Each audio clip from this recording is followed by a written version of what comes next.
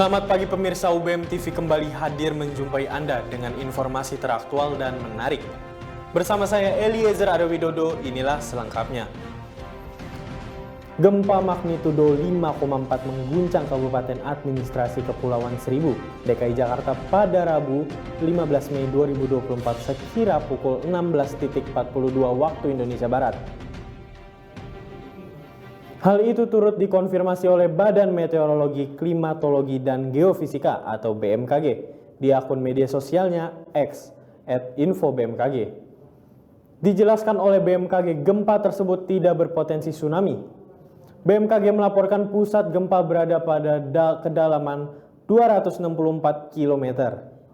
Sebelum gempa magnitudo 5,4 mengguncang Kepulauan Seribu, DKI Jakarta BMKG telah merilis gempa magnitudo 4,3 di Kota Tangerang, Banten. Gempa magnitudo 4,3 tersebut berpusat di kedalaman 248 km. Informasi selengkapnya akan dilanjutkan oleh salah satu jurnalis UBM TV. Baik, bagaimana keadaan di sana, Saudara Daniel? Selamat sore pemirsa, hari ini saya sudah berada di apartemen Silkwood Residence yang bertepatannya di Tangerang yang sempat mengalami guncangan gempa pada 15 Mei 2024 yang lalu. Gempa berkekuatan magnitudo 4,3 ini mengguncang kota Tangerang, Banten. Berdasarkan laporan dari BMKG melalui akun Twitter mereka, gempa ini terjadi pada hari Rabu 15 Mei 2024 lalu pukul 16.24 waktu Indonesia Barat. Dengan kedalaman 248 km, titik gempa berada pada 9 km dari kota Tangerang dengan koordinat 6,12 dari lintang selatan dan 106,65 bujur timur. BMKG juga menyatakan bahwa informasi ini bisa saja berubah seiring dengan kelengkapan data yang diterima. Sekarang kita akan berbincang dengan narasumber kita, yaitu Kayla, seorang penghuni apartemen yang merasakan langsung dampak dari gempa tersebut. Pertanyaannya adalah, seberapa seriuskah ancaman dari gempa bumi yang terjadi di sini? Waktu itu cukup serius sih yang saya rasa. Jadi waktu itu yang saya rasa itu guncangannya cukup kuat ya, sehingga saya melihat barang-barang di kamar apartemen saya lumayan keras bergeraknya. Baik. Untuk pertanyaan kedua, apakah timbul kepanikan yang terjadi di masyarakat di apartemen ini? Saya pribadi sih waktu itu merasa sangat panik ya, karena saya waktu itu belum pernah merasakan gempa sebelumnya.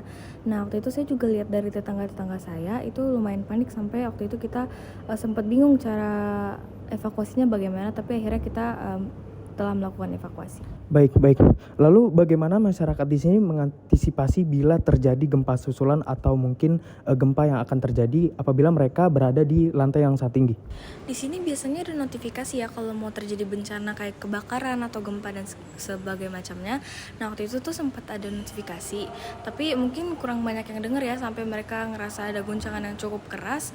Makanya waktu itu mereka langsung berbondong-bondong buat lewat tangga darurat untuk mengevakuasi diri.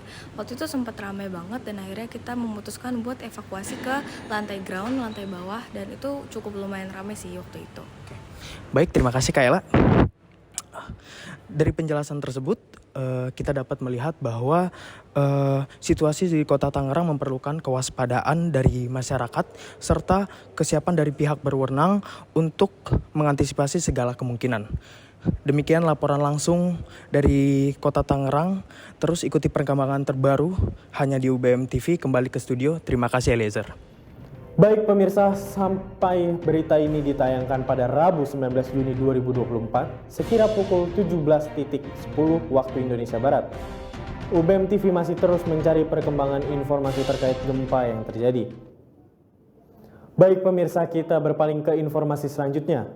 Informasi selanjutnya datang dari kancah olahraga sepak bola dalam negeri dan luar negeri. Berita ini akan diambil alih oleh sportcaster kami, Bung Farel Ruben.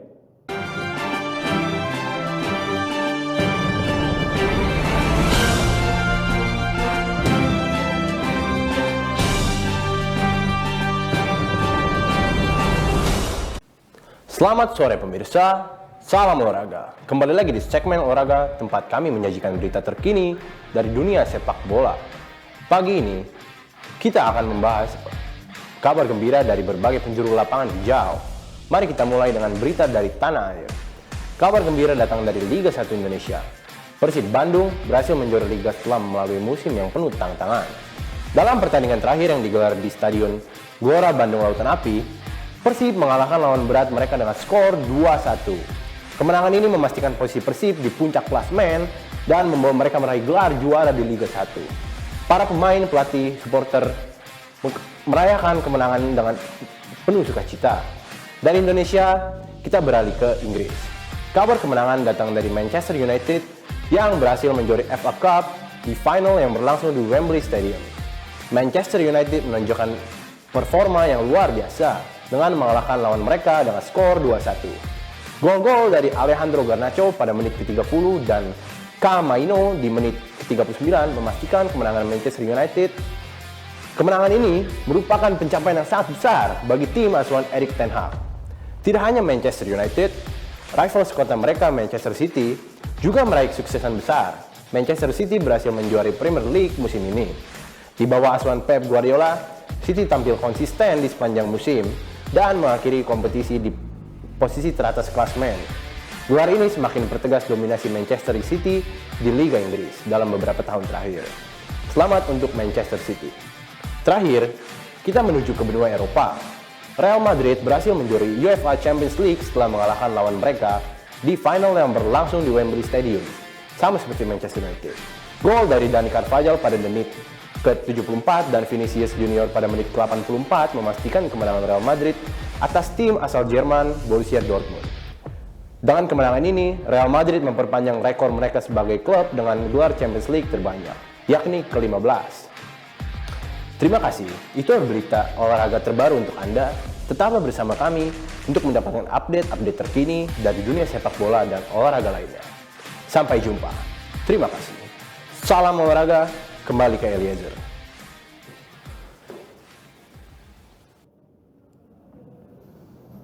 Baik pemirsa, berita terakhir yang akan kami sampaikan datang dari dunia perfilman terkini.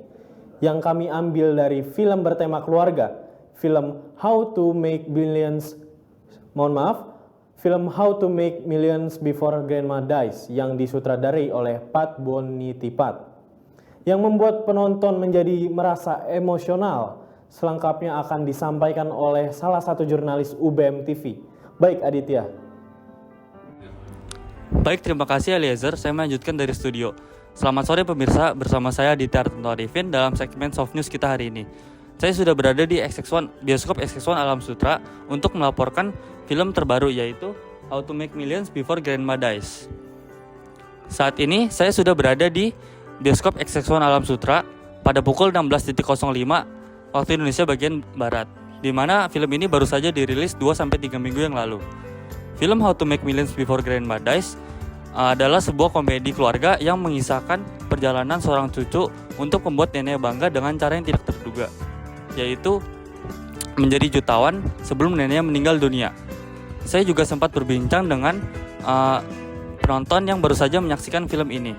Di sebelah saya ada Kak Karin, dan saya ingin mengajukan beberapa pertanyaan kepada Kak Karin. Bagaimana perasaan kakak setelah menonton film ini?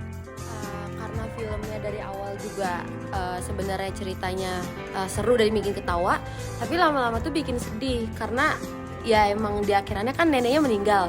Jadi kebanyakan satu bioskop juga isinya pada sedih gitu. Oke, lalu bagaimana? Apakah menurut kakak film ini berbobot? Sebenarnya berbobot banget karena di sini tuh kita diajarin kayak gimana sih caranya supaya kita tuh saling peduli satu sama lain, apalagi ke seorang nenek ataupun sama saudara. Jadi kayak nggak pada misah satu sama lain gitulah. Oke, baik, ini pertanyaan terakhir. Coba kakak berikan rating untuk film ini. Kalau dari saya sendiri itu 8/10 karena menurut saya ini worth buat ditonton.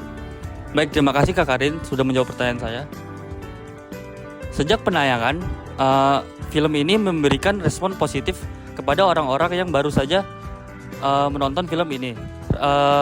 Banyak sekali juga kritikus film yang memuji para acting pemain dan alur cerita yang menyentuh. Demikian laporan yang baru saja saya buat di bioskop XX1 Alam Sutra. Jangan lewatkan film ini di bioskop terdekat Anda. Kembali ke studio. Terima kasih, saya Aditya Artanto Arifin. Demikian berita saat ini, saya Eliezer Aryo Widodo dan kru yang bertugas pamit undur diri. Sampai jumpa di UBM News selanjutnya. Sampai jumpa.